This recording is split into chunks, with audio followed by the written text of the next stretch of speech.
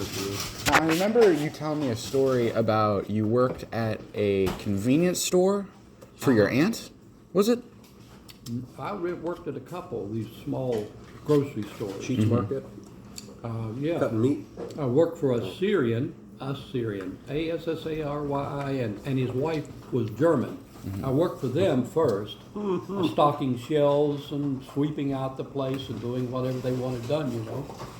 Worked for them for a few years, but Mr. Sheets, where we lived up on the second floor of this apartment, and underneath was Sheets Market.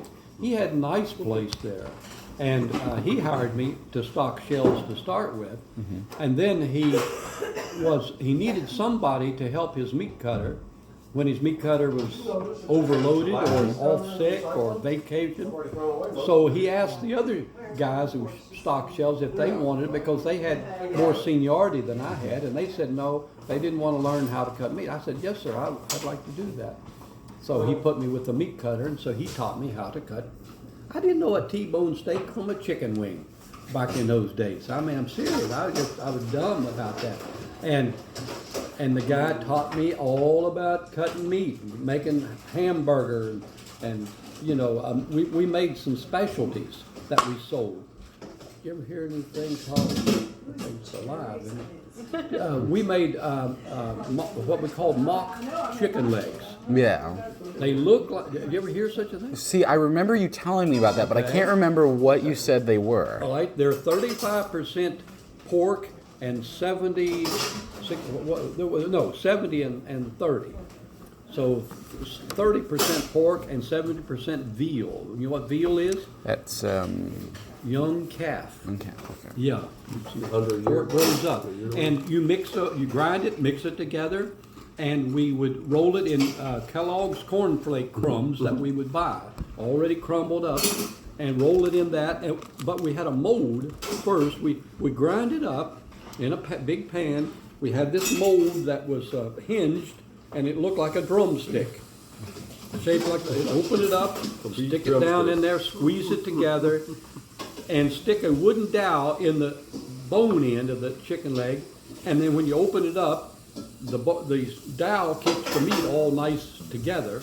And we drop it down in the cornflake crumbs and roll it around in that, and then set them in a row on the display case and sold them for 25 cents a piece.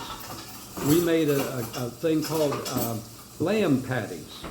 And we just ground up lamb. We'd take a strip of nice bacon and wrap around the lamb patty and run a toothpick through it. And then on that, we would put a Kraft mint jelly turned upside down on that. And it looked pretty. You got that and the combination with the green mint jelly on top. We sold them for $0.25. If you cook it, that's just going to all melt in, right? Well, you don't cook them like that. You take the mint jelly What's off. it on there for? Dummy. Well, it's to eat it with it. Spread it on your bread or something. But just You're laying add it a on raw meat. decoration. Who wants to eat it? Decoration. Separated. No. It's fine. It's like a sauce then. That's what I'm thinking. Just cook it with it on there. Sure, Well, melt it maybe in. you could. I never did get any Might- of it them. might hit- But I have bought the chicken legs. That I meat took tastes them better. home with me, and you put them in a skillet, a little bit of oil in there, and fry them. They taste like chicken. I'm serious. And what year would have this have been? This was back between 1961 to about 1963 in that area. We had a specialty of ham salad. And ham salad was not all ham. We would use we bought these big, they call them Polish hams. They were in cans, huge things. So the cans. And the cans would be that thick and that wide, but it made some beautiful sliced ham, boiled ham. It came from Poland. And when you get down toward the ends, well, the bone end on that ham, there's always a bone end, and then the H-bone, what's that called? Butt of the ham was big. But the bone end comes down to not a point exactly, but it comes down to, well, they would always take a piece of that hide square and sew that over that end to close in that where the bone was to just make it look better. And we would have those in the display case. Huh? They were boneless ones. They were boneless. Oh yeah, all That boneless. end wasn't real smooth, but. Yeah, and it wasn't as pretty, so they just put that little patch on there. I don't know why. It must have been a lot of trouble to stick that on there. But we would sell that, and when we would then slice them, and you've got the ends left, we would save those in a big pot. And when we get enough of them, and then we get ends of bologna, we had some nice size Oscar Mayer bologna, and you get the ends of those, and we would save those, and that would all go together into the ham spread. We'd run it through the meat grinder. You know the meat grinder's clean. I mean, we'd take it apart and clean it every day, sterilize the thing. And so we'd grind that into a big pan. We would run through 2 or 3 big jars of sweet pickles, run those through and grind them in. We'd run through 3 or 4 cans of big pimentos, peppers, nice and bright red, and then mix that all together. And then we would take 2 or 3 jars of Kraft salad dressing and mix that up with it, and make good ham spread, we called it, because it had all that good flavor with it from the hams, but it also had some bologna in it, and the bologna was fine, you know. What else did we make? We made stuff. And you made all of this just there yes. on site. Oh yeah, and I could do it myself. See, Don would be off for a week's vacation or whatever, so I was in charge of the place, and so I knew how to do all of this, and I did it. Yeah, I had and chickens. We would have display chickens in the display case, and everything was put on trays. Now see, this was in the day before of wrapping. Things now, they're all plastic wrapped over. We didn't do that. We didn't have the equipment or nothing like that. It wasn't even out then, I don't think.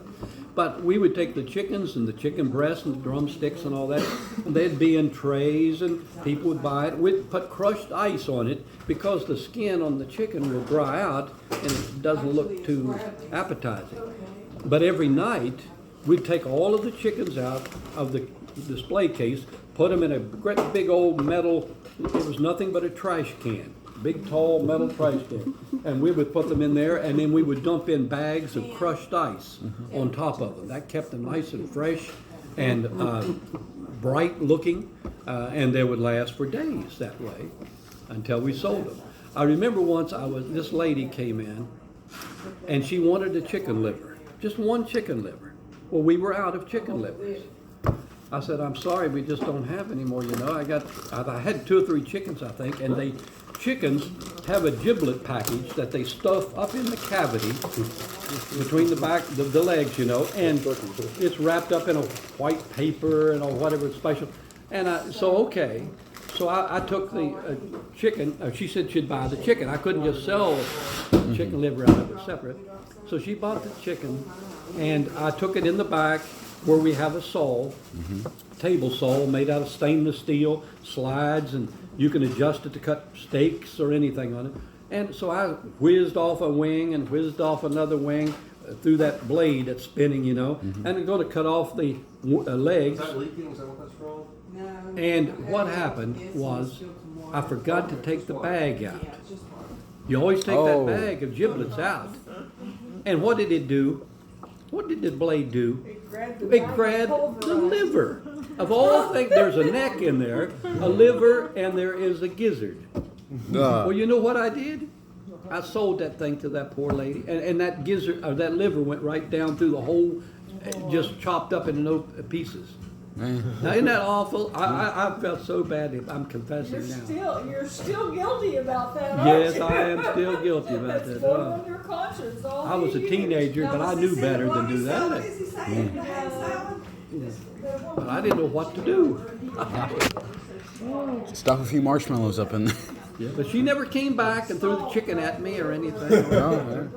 Oh, Terrible.